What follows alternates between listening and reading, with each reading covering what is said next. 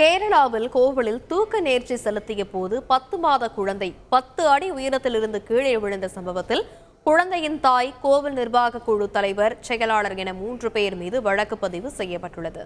இது பற்றிய மேலும் விவரங்களை செய்தியாளர் சிவசபாபதி வழங்க கேட்கலாம். வணக்கம் சிவசபாபதி, என்னென்ன பிரிவுகளின் கீழ் இந்த வழக்குகளானது பதிவு செய்யப்பட்டிருக்கிறது?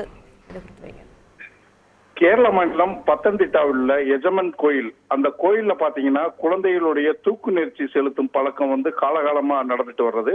கடந்த சனிக்கிழமை பாத்தீங்கன்னா இந்த கோயில்ல இந்த தூக்கு நேர்ச்சி விழா நடந்துச்சு. இதுல பாத்தீங்கன்னா 10 மாத குழந்தைக்கு தூக்கு நேர்ச்சி செலுத்துறதுக்காக வேண்டி சீனு என்பவர்கிட்ட அந்த குழந்தைய கொடுத்திருக்காங்க. இந்த சீனு பாத்தீங்கன்னா, அதாவது இந்த கோயில் நிர்வாகத்துல இருந்து தேர்ந்தெடுக்கப்பட்டு இந்த தூக்கு நேர்ச்சி செய்யக்கூடிய ஒரு ஆளு அப்படின்னு சொல்லலாம். இவர் தான் பாத்தீங்கன்னா அந்த தூக்கு நேர்ச்சியில அந்த மேல கட்டையில தொங்கிக்கிட்டு குழந்தைய தூக்கிக்கிட்டு கீழையும் மேலையும் இறக்கி அந்த தூக்கு நேர்ச்சி செய்யப்படுவாங்க. இப்படி இவர் செய்யும் போது பாத்தீங்கன்னா கீழையும் மேலையும் வரும்போது பாத்தீங்கன்னா இவரோட கையில இருந்து குழந்தைய தவறி ஒரு 10 அடி உயரத்திலிருந்து குழந்தை விழுந்துருச்சு. இந்த சம்பவம் பாத்தீங்கன்னா சமூக வலைதளங்கள்ல இந்த வீடியோ வைரல் ஆயிடுச்சு.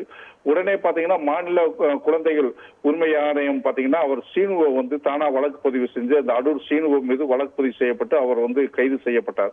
சீனுவினுடைய அலட்சியத்தால் குழந்தை தவறி கீழே விழுந்திருந்தாலும் குழந்தைக்கு எந்த விதமான பாதிப்பும் இல்லை அப்படின்னு சொல்லிட்டு மருத்துவர்கள் சொல்லியிருக்காங்க. இந்த சம்பவம் தொடர்பாக பாத்தீங்கன்னா குழந்தையினுடைய தாய், கோயில் நிர்வாகத்தினுடைய தலைவர், செயலாளர் என 3 பேர் மீது வழக்கு பதிவு பண்ணியிருக்காங்க போலீசார். இதுல பாத்தீங்கன்னா சிறார் நீதி பாதுகாப்பு மற்றும் குழந்தைகள் பாதுகாப்பு சட்டத்தின் கீழ் வழக்கு பதிவு செய்யப்பட்டுள்ளது.